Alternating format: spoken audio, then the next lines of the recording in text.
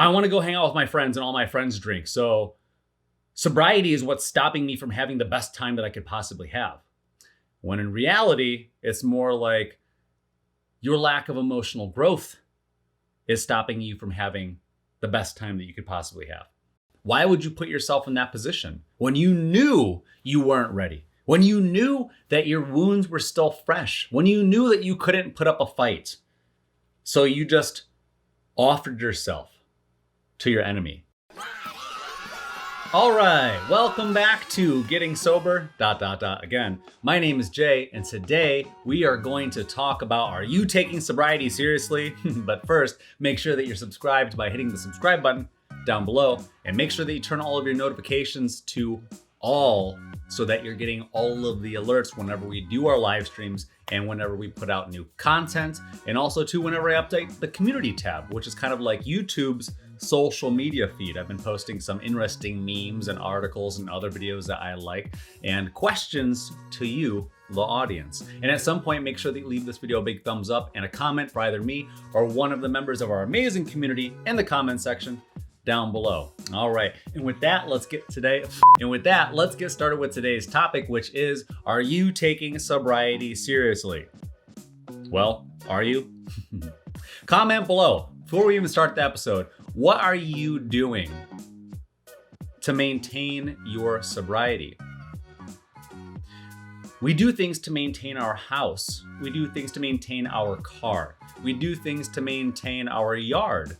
But we don't do enough sometimes to maintain sobriety. For a lot of people, maybe you, maybe me, maybe all of us, we kind of act like brats when it comes to sobriety, because sobriety is this big, ugly word that's standing in the way of all of the fun that we used to have.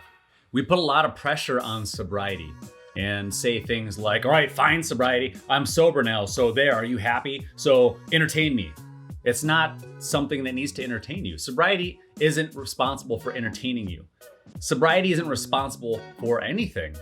You are responsible for sobriety. We said that in a previous episode, and that's probably going to be a topic for a future episode, right?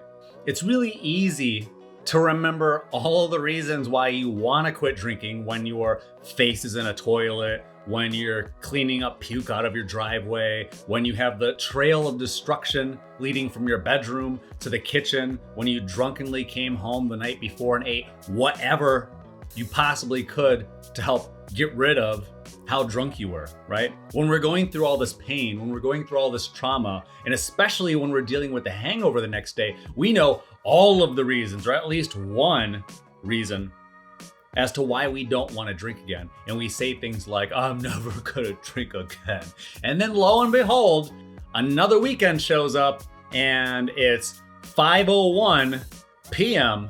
and you're already getting text messages from your friends, WID, happy hour ? And then you think to yourself, I can't because I'm being sober. Sobriety is doing this to me. Sobriety is stopping me from having fun. When the truth of the matter is, a lot of people always ask me, like, well, what are some things that I could do sober? Everything. You could do everything sober. The thing is, you can't do everything, or you shouldn't do everything while intoxicated, but you found plenty of reasons to do any or all of those things too, didn't you? Including being in relationships, maybe even for some of you going to work, operating a motor vehicle. Do any of these sound familiar? Or maybe you're part of the 1% of people who didn't drink and drive. Maybe you're on your way to sainthood, but for a lot of us played by our own rules, and we didn't let anything stand in the way of our fun. So again, I asked the question, are you taking sobriety seriously? We've said before that sobriety is not a task. Sobriety is also not a destination. You don't just show up to this place called sobriety and then there's balloons flying in the air and there's confetti coming down and people are cheering, and then you start crowd surfing and everybody's like, congratulations, you did it. It'll never be a struggle again. You'll never have any more temptations. All right, awesome. Welcome to the club. You are sober, and from here on out, you will continue to be sober. That's it. You've done it. It doesn't work like that. But I think that a lot of people wish that it did. I think a lot of people wish that and want and think that one day you're just going to wake up and you go like, oh, I'm sober. Cool. Or you could just easily put it in your calendar. You can say, on this day, I will be 100% sober. No doubt about it. Exclamation point. 2 underlines. We wish it was that simple. But again, sobriety is a journey. It is not a task. Sobriety is a journey. It is not a destination. We will spend our whole lives attempting to be sober. And for some of us, we'll attempt to be sober, ... again. And then for some of you, you will attempt to be sober, ... again, and ... so on and so forth. But for some of us, we don't really take sobriety seriously. For some of us, we just think that, well, I want to go hang out with my friends and all my friends drink. So sobriety is what's stopping me from having the best time that I could possibly have. When in reality, it's more like your lack of emotional growth is stopping you from having the best time that you could possibly have. All the social situations and all the social cues and all the times that you drank to forget or drank to avoid, or when you didn't know what to say, so you, bartender, another round please. I don't feel like dancing yet. I don't feel funny yet. I don't feel like socializing yet. Does any of that sound familiar, right? When you get to a place and you're not sure, you've never been there before, and then you want to go straight to the bar. Does that sound familiar? Yeah, it sounds familiar to me too, because that's all stuff that we all used to do. That's what we used to do. As soon as we go somewhere new, when you're on a first date, it's like, oh, God forbid I have to go there and be there with all of my feelings around a stranger. And then so again, I ask, are you taking sobriety seriously? Or are you acting like a brat? Or are you acting like it's a penalty? I feel like a lot of you are still treating alcohol like a bad ex, right? You're still kind of leaving the door open to alcohol, right? When you should have deleted and blocked alcohol's number in your phone, you still maybe sometimes, at 10 o'clock or 11 o'clock on a bored Friday or Saturday night, text alcohol, WYD. When you should be doing nothing. When you should be maybe reading a book. When you should be maybe watching a tutorial. Maybe when you should be just going to bed. Like, bed's a pretty good option, right? You had a long productive day, presumably.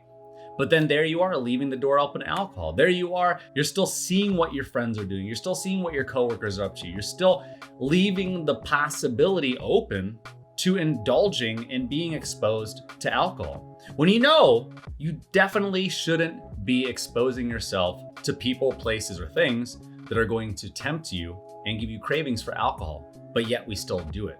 Again, if alcohol was a bad ex, some of you are still opening Instagram and looking up and seeing what alcohol's up to. Oh, that looks like a fun concert, alcohol. I wish I was there, but I'm not because I'm sober.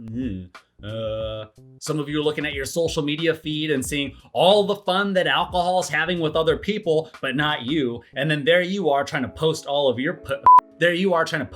pictures with other beverages, trying to make alcohol and all your alcoholic friends jealous, and they don't care, because in reality, nobody cares about anybody else. The only person that cares about you is you. Jeez. And I'm sure that some of you have friends and family members that care about you too. But you understand what I'm saying. The only person at the beginning and the end of every day, the only person that's responsible for you is you. The only person that's responsible for your sobriety is you. Your friends didn't sign a contract saying that they were going to be sober. Your family members didn't sign a contract saying they were going to be sober. Nobody is under any obligation to cater to your sobriety and your decisions.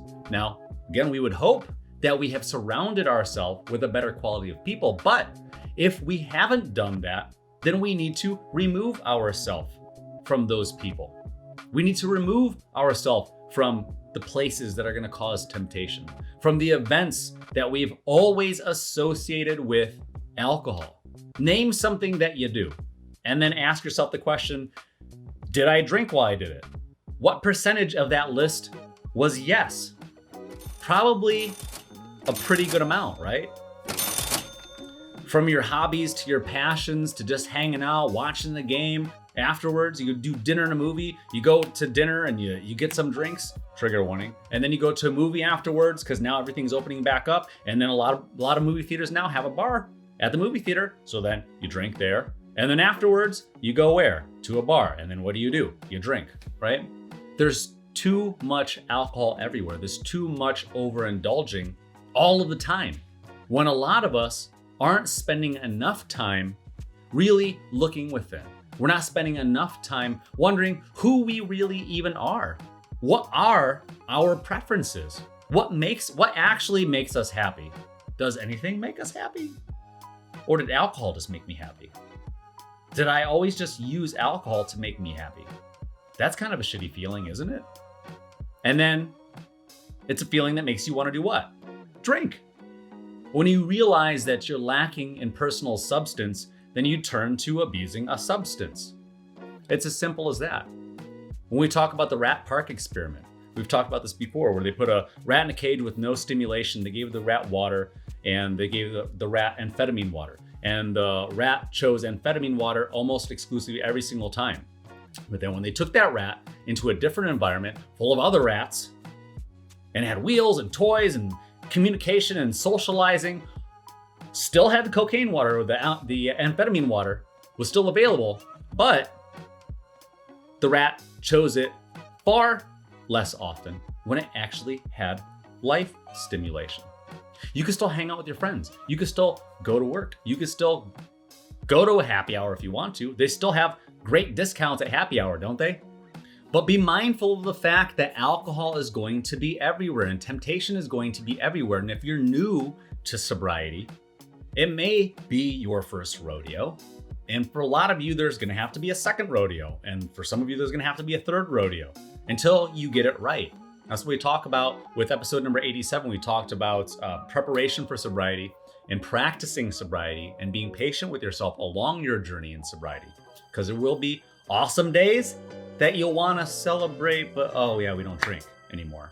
And then there'll be awful days when all you want to do is numb the pain of the cortisol that is just searing through your brain, your chest, your gut, and you don't want to feel anything anymore. And then we trust our old friend, alcohol, to do a job, which is to numb the pain. And again, I ask, are you taking sobriety seriously? Or are you still sometimes on the way home after work, are you still kind of going past the liquor store, the gas station, or the grocery store where you kind of used to? Did you kind of get the thought in your mind and you thought like, well, maybe I'll go and I'll drive past and I'll see if I'll drive past my old bar. And I mean, I'll just go just to see. I'll just go to see if my friends are there. I mean, I won't. Of course, I won't drink, but you know, I'll just go and see if they're there. I do miss my friends. Can I see my friends' sobriety? And then you go by, leaving the door open. You see your friends. You haven't seen them all week. They're wondering what you're up to. How's the kids? How's the wife? How's the project? How's the yard coming? Why don't you come on in for a drink? And then you feel like you have to disrupt their good time. But whose fault was it though? Whose fault was it that now you feel awkward because you think that you're making them feel awkward by turning them down for arguably our biggest Achilles heel, which is free alcohol? Whose fault was that? It's your fault. I don't mean to point the blame at anybody, but that's clearly your fault. And if I had put myself in that position, because I did, it was my fault that time too. It was my fault all of those times that I put myself in a situation before I was ready to handle it, you know? It's kind of like if we think about war, we think about if you had just sustained some sort of injury and you weren't ready to go on and fight, but you were passionate about going on and fighting. You were passionate about going out into the world and proving that you are a true soldier. But in this instance, our enemy is alcohol. And we're trying to preserve our sobriety. We're trying to maintain our sobriety by filling our to-do list, by filling our schedule with things that we need to do, not things that we want to do in exchange, not things that are just going to be a distraction. Because I think a lot of us, we go from drinking alcohol to then a lot of people will also message me and say like, well, what are you drinking in place of alcohol? It's like, I don't know, literally anything else. Water is always a good option. It doesn't need to be entertainment. That's another thing too. It's like a lot of people are broken in that way mentally, whereas they treat their food as entertainment, that they treat their drinks as entertainment. It's like, well, if I'm gonna drink, water sucks. Water's the worst possible thing. It doesn't even have any bubbles in it. And so a lot of people will tell me that they're drinking like carbonated water, or seltzer water, or whatever it is. And it's like, let's take a step back and just look at it. Like, what do you need? Is it a matter of hydration? Are you really thirsty? Is that what we're talking about? Or is it that your mind is so mentally geared towards having to consume something that you think that because you're not consuming alcohol anymore, well, you have to replace it with something or you're not gonna know what to do. You're gonna be fine. You don't have to switch to kombucha. You don't have to switch to a non-alcoholic beer. You definitely don't have to switch over to sugary drinks or seltzer water. And again, don't go back to those places until you know that you're ready. If you're still mortally wounded emotionally, physically, spiritually, financially from alcohol, why would you put yourself back in a position where you weren't 100% capable to fight cravings, to fight temptations, to be able to say no to alcohol? Why would you put yourself in that position when you knew you weren't ready? When you knew that your wounds were still fresh? When you knew that you couldn't put up a fight? So you just offered yourself to your enemy. So again, I ask you, are you taking your sobriety seriously? And with that, I want to wish you good luck with your sobriety. We've got a long weekend ahead of us. And after that weekend comes yet another Monday. So make sure that you are preparing properly for your sobriety as we practice our sobriety, and be patient with yourself along the way. And I will see you in the next video.